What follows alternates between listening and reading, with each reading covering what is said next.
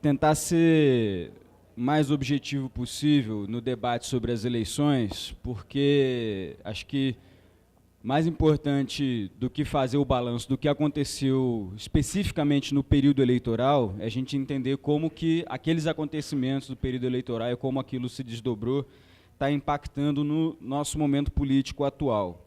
Mas antes de explicar um pouco a origem do texto que eu estou aqui apresentando.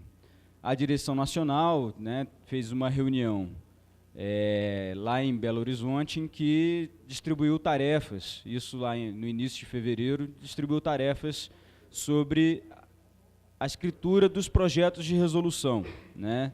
Foram formadas comissões para cada um dos textos, né, que foi publicado na tribuna de debates, e uma dessas comissões, da qual eu fiz parte, eu e o Bruno, ficamos responsáveis por elaborar um texto de balanço das eleições 2014, né, que, obviamente, não poderia ser diferente, tomaria como base o debate que a gente já havia feito sobre as eleições, né, a direção nacional reunida no dia 27 de outubro, ou seja, no dia seguinte ao resultado eleitoral do ano passado, né. A direção nacional se reuniu e publicou uma resolução que fazia um balanço.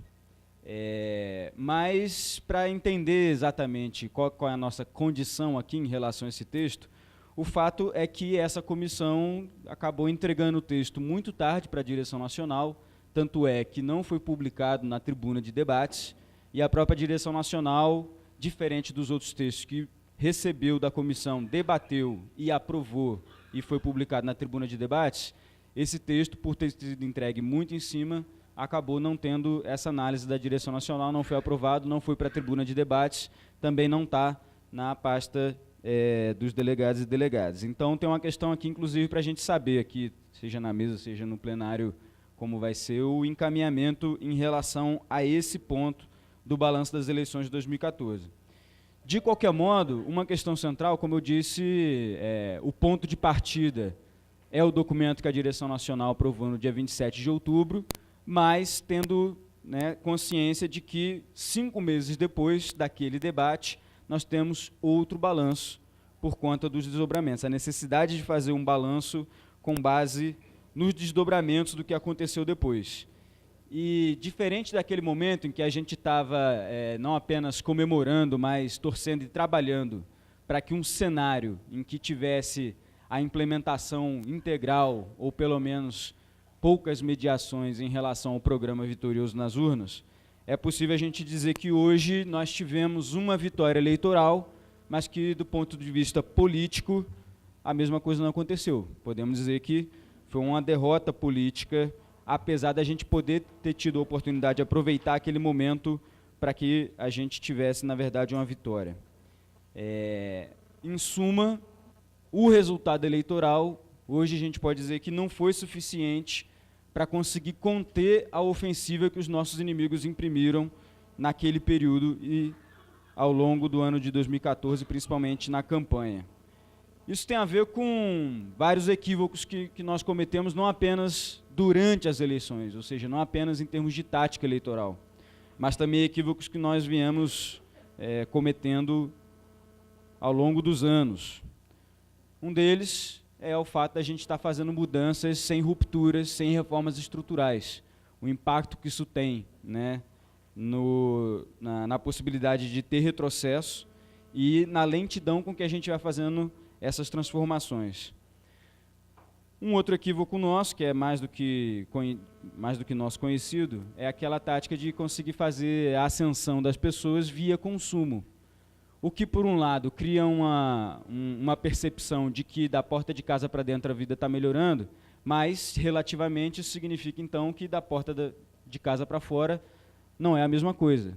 A percepção, então, se é uma ascensão via consumo, uma ascensão via acesso aos bens disponíveis no mercado,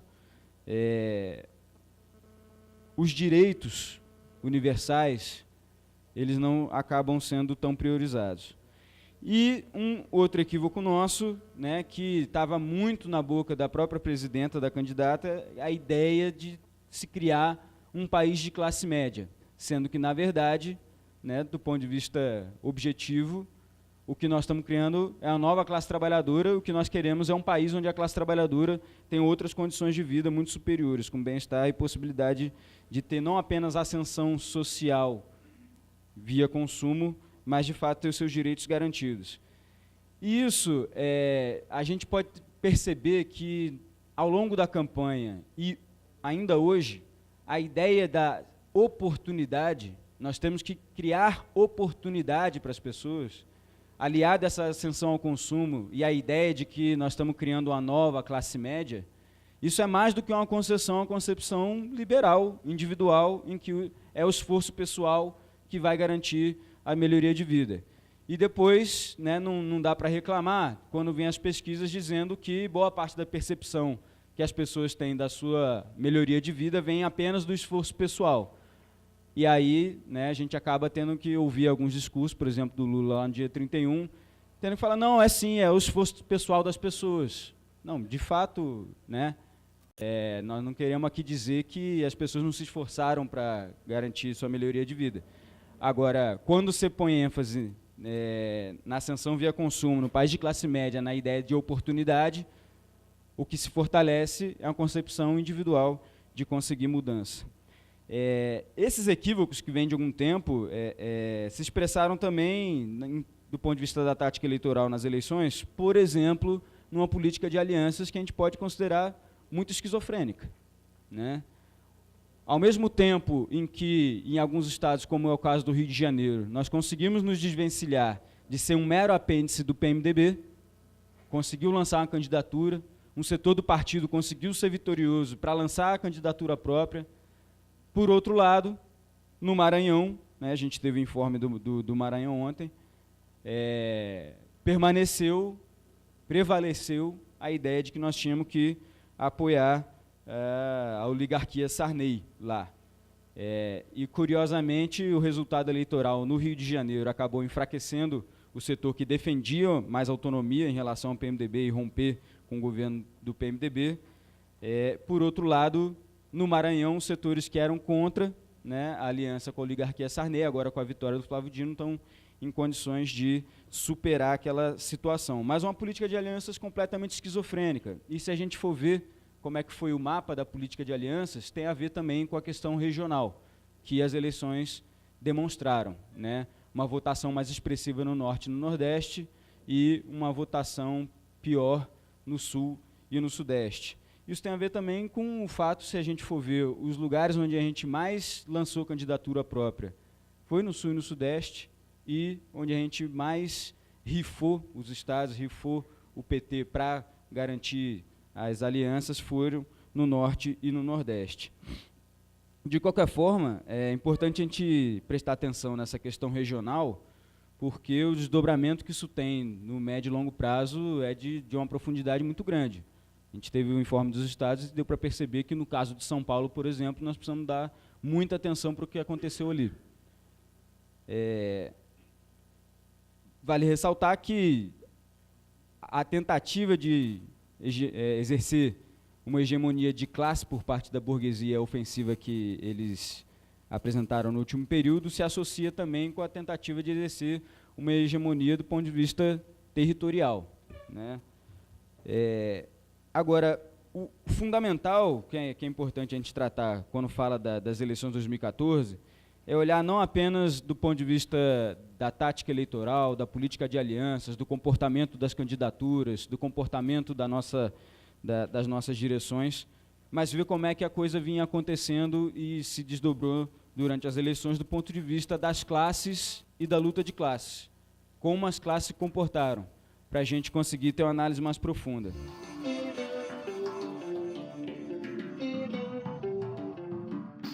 Em síntese, a gente pode dizer que, para a burguesia, né,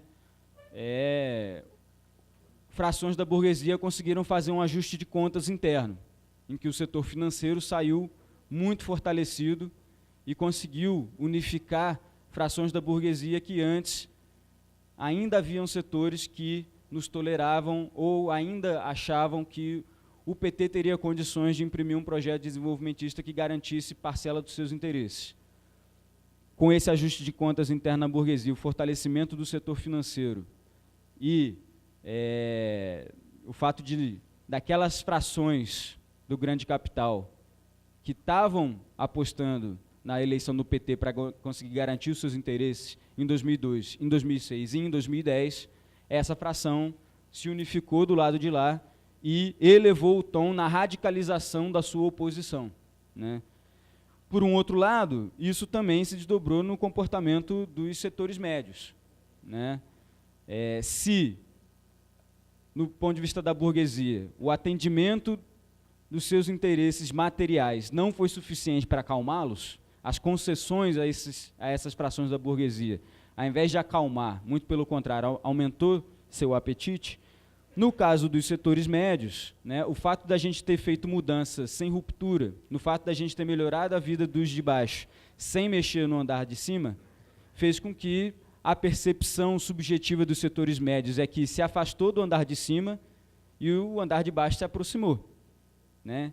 Os setores médios que, por conta de vista da gente ter feito essas mudanças sem uma reforma tributária que começasse a taxar o andar de cima para conseguir fazer políticas sociais, essa percepção de que as condições de vida dos setores médios permaneceram estagnadas, na verdade, foi acompanhado de uma percepção que não foi de estagnação, foi, na verdade, de retrocesso, porque é aquela história, né? Os setores médios vendo os setores populares acessar os mesmos lugares, fez com que, ao invés de uma mera percepção de que se estagnou, teve uma percepção de que retroagiu. E no caso da classe trabalhadora, o fato da gente ter feito essa mudança via consumo e não ter dado ênfase nas políticas universais e nas reformas estruturais, fez, por um lado, com que as demandas antigas da classe trabalhadora por saúde, transporte, educação, né, tivessem um novo fôlego. Em 2013, né, isso foi muito forte. Então, quando demandas mais imediatas e emergenciais são atendidas para grande parte da classe trabalhadora, o patamar das exigências sobe. Mas como nós tivemos uma estratégia de mudança da vida das pessoas em que esse não foi o pilar central das políticas universais e das reformas estruturais, né, como isso acabou não sendo atendido, boa parte da classe trabalhadora também percebeu que, apesar dessa melhoria de vida, né, se a gente quiser mais e quiser acelerar as mudanças, esse projeto já não vai mais dar condição da gente conseguir avançar nisso. Então, a desconfiança e as reservas que parcelas expressivas da classe trabalhadora tiveram em relação ao PT nas eleições de 2014 é mais do que um motivo para a gente, né, perceber que o sinal ficou amarelo. Na verdade, já ficou vermelho, né? Em vários lugares é paradigmático o fato de que em porta de fábrica era difícil fazer campanha, nos bairros de periferia é difícil fazer campanha. Acho que todo mundo vivenciou isso no ano passado. E isso também está associado com uma tática que a direita utilizou, comandada pelos grandes meios de comunicação, de desqualificar tudo que está aí, né? Desqualificar a política por inteiro. E, obviamente, nós, que sempre fomos o porta-voz e tentamos nos apresentar, de fato, como o partido que vai fazer a mudança, acabou sendo mais identificado, né, sobretudo por uma parcela da juventude, como um partido que faz parte da ordem, na verdade, né, e faz parte da paisagem. Tanto é que, nas eleições de 2014, teve uma disputa muito grande sobre a bandeira da mudança. Todo mundo queria se apresentar como mudança. A oposição tentou empunhar essa bandeira.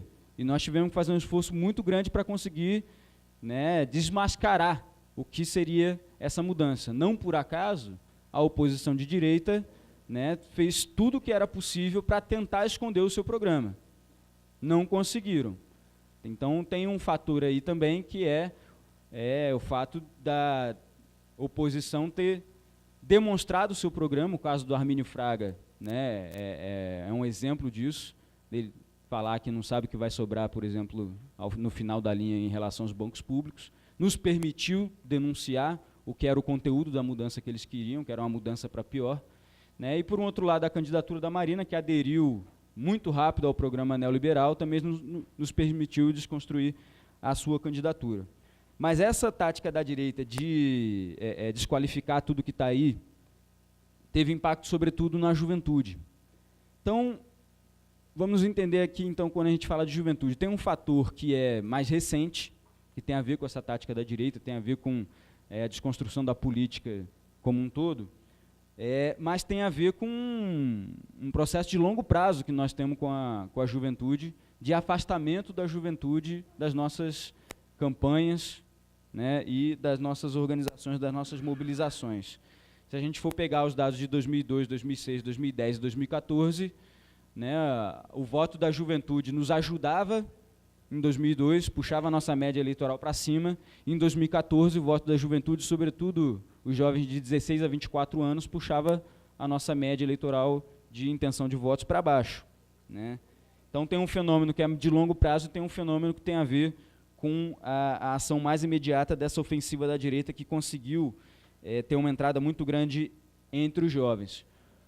O que, por um outro lado, é importante a gente ressaltar também, que a nossa linha no segundo turno de mobilizar, de polarizar e de politizar as eleições, de mostrar que tem dois projetos, isso principalmente depois do dia 13 de agosto, com o acidente do Eduardo Campos, mas, sobretudo, no segundo turno, também ajudou e funcionou para a gente conseguir mobilizar parcelas expressivas da esquerda brasileira e da juventude em particular, o que foi fundamental para a gente garantir uma vitória.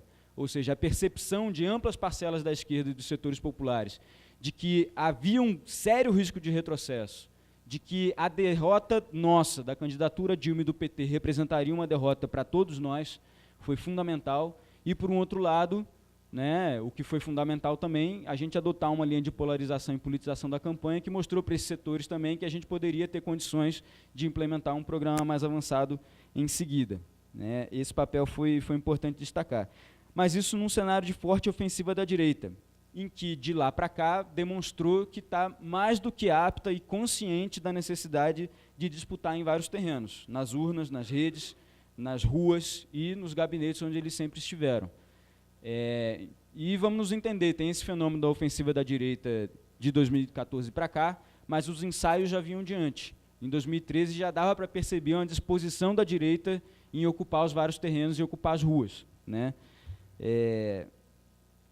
Isso, na verdade, o clima de setores da extrema-direita que instituem um clima fascista, um clima golpista, tem a ver com esse processo que já foi plantado lá atrás. Ou seja, se a gente hoje está tendo dificuldade, inclusive na disputa das ruas, se hoje a gente está tendo dificuldade de conseguir fazer frente a um setor mais extremo da direita, né, isso tem a ver com o fato dessa ofensiva não ser de agora, e tem a ver com o fato de a gente ter deixado esse flanco da disputa político-ideológica em aberto.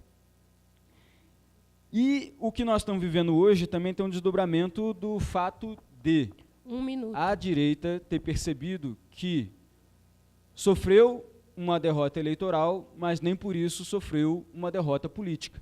Muito pelo contrário, o comportamento da direita imediatamente após as eleições não foi um comportamento derrotista.